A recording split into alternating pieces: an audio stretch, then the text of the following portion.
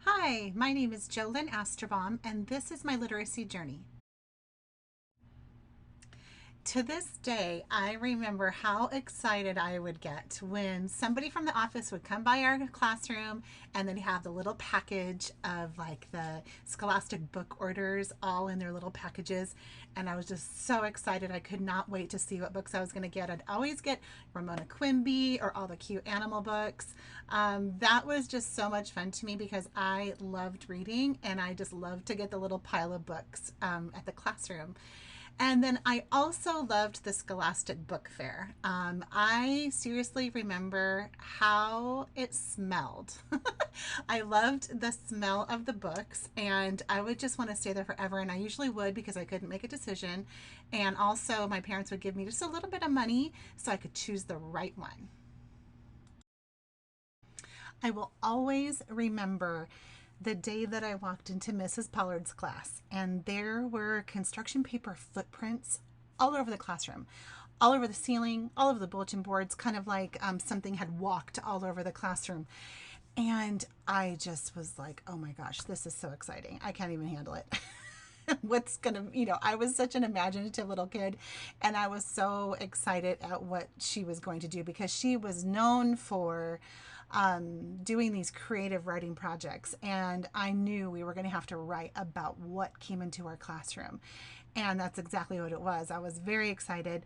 And, and so we got to write a story about what we thought came in and put footprints, walked over the classroom and what we thought they were doing there. And so I am really grateful for Mrs. Pollard and some other teachers I had. I had quite a few teachers who did a lot of creative writing, and I'm so grateful for that.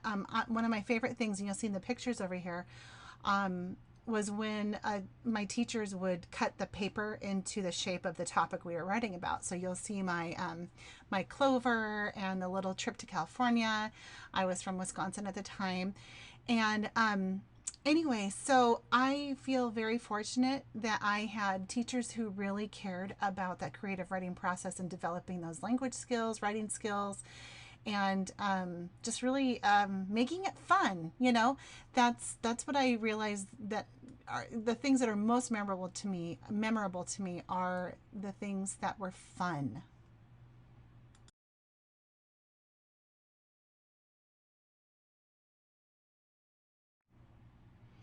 Another thing that was really fun for me as a child that I feel played a really important role in my literacy was I would listen to books on record. I had Jack and the Beanstalk, I had Mary Poppins, I had the Wizard of Oz, and it was so fun to be able to listen to the records, look at the book, listen to music. There was music, it was kind of like the full experience of literacy, reading, listening, connecting it to music and connecting it to experience. I loved it. I have some of my records still. That one is just a picture off of Google, but that's the one that I had. And because I don't have that one, but I do have these little books over here on the side. On another note, I these two books are from my childhood. Most of these pictures are, and I was such an imaginative child. I literally could taste the pancakes that were in that book, that were in the little the Goldilocks book, and there were pancakes on the table and honey, and I just remember having this feeling like I could taste it. And even when I read it today, like even when I was taking pictures of it, I'm like, oh, I remember this nostalgic feeling. I love this feeling that I get when I read this. I remember, so when we were first assigned this assignment, I thought, I don't remember, the actual act of sitting on a lap and reading a story with my parents, but I know that they did because these are books from my young childhood. And so it was very influential. I may not have the actual memory of hearing them say it, but these books are in my these are in my mind forever. And so I'm really grateful for those early childhood experiences.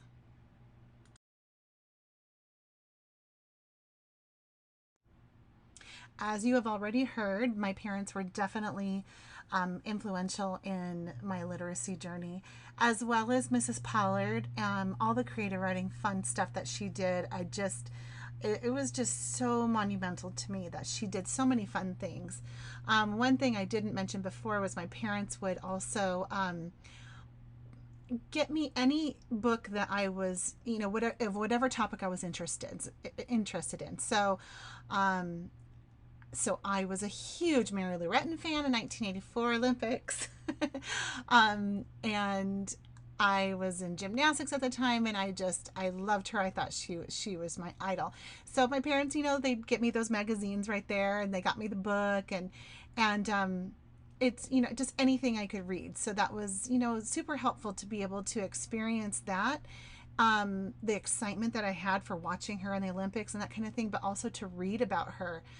So that was very influential as well.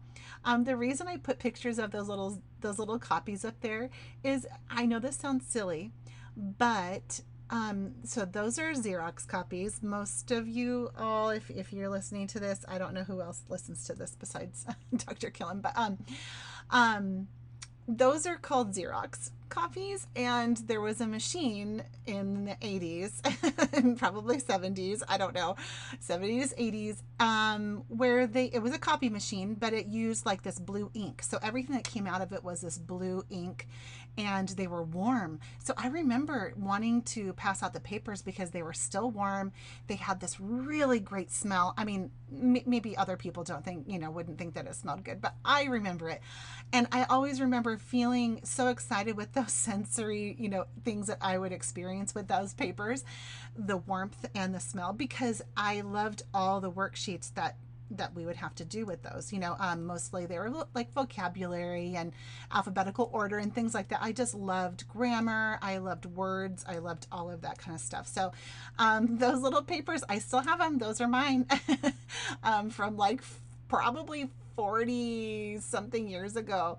So anyway, yeah, so even those little papers were influential in my literacy journey.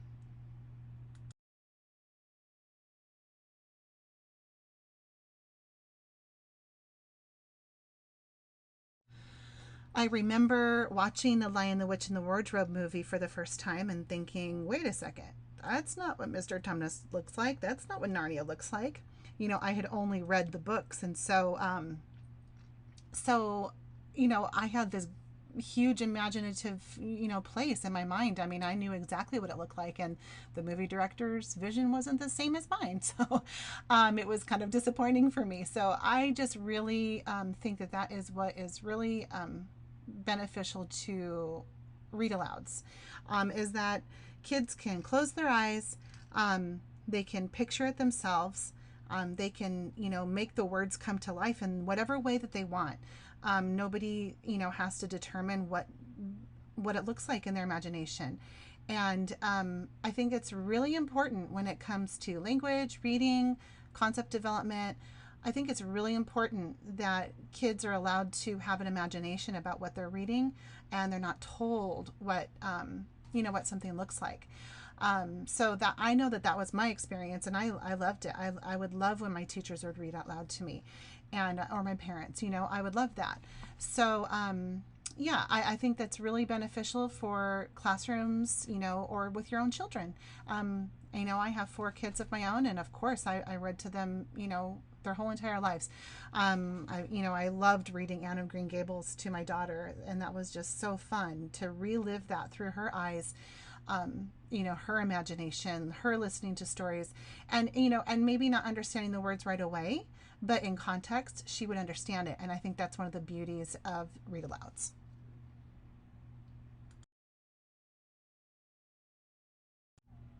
There were a lot of things within my culture around me that influenced my literacy journey. My parents obviously were very influential in that. My dad was a pastor and a university professor, so he was speaking all the time, of course, reading all the time. So that was something that was very influential just for me to witness. My mom was the church choir director, and so I was always singing and, lots of, being in front of people and talking and, and having to speak to adults, at church and things like that, there was a lot of that kind of thing. And also at the school, there seemed to be a lot of programs that encouraged reading, writing. There were writing contests, there were reading contests. Like you get your pizza if you read a certain amount, or you get a gold medal. I had my Olympic gold medal from the reading Olympics. So my culture very much cultivated literacy and, just kind of learning those skills also through like, book reports, oral reports and academic days and things like that. So, yeah, there was a lot of influence within my culture.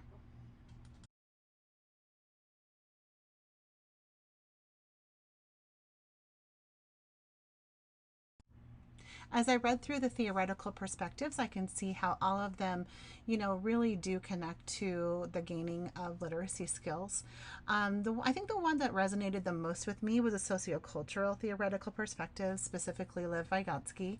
And, I really did gel with him last year when I, took my human development class, and that's what this little picture is for. Our professor had us draw pictures of our different theorists, our psychologists, and so I really do believe that culture has everything to do with development and specifically, with literacy skills, I see how culture impacted how I have obtained my literacy skills. That I saw my dad public speaking all the time, preaching on the pulpit. I saw my mom leading the choir. I'm singing, I'm learning music, I'm learning words, I'm learning, how they flow into another word, I'm reading books. These are all things that were around me in my culture. So I really do believe that that is crucial to the development of literacy skills. For all the pictures that I used that were not my own photographs, and for the article on Vygotsky. Have a wonderful night. Thank you so much.